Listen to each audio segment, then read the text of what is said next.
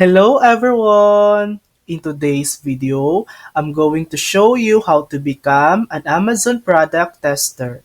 So first things first, head over to amazon.com. If you don't have an account yet, just create one. If you already do, just sign in with your email and password. Now, here's the secret.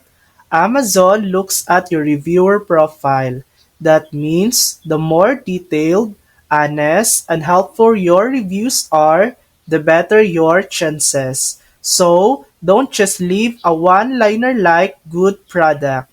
Instead, write about what you like, what could be better, and if you'd recommend it. The more value you give, the higher your reviewer rank goes. If you're into specific stuff like electronics, clothing, or home gadgets, stick to reviewing those. Amazon loves seeing that you're consistent in certain categories and it makes you look like an expert. But here's the thing, it's not overnight. You've got to be patient and keep reviewing consistently.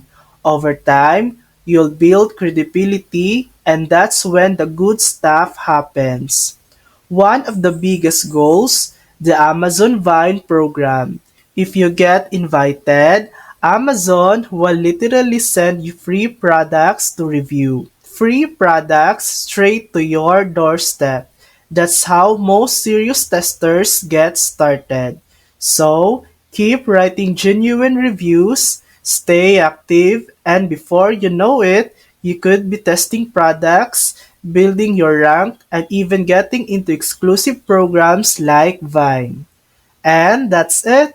That's how to become an Amazon product tester. Thanks for watching.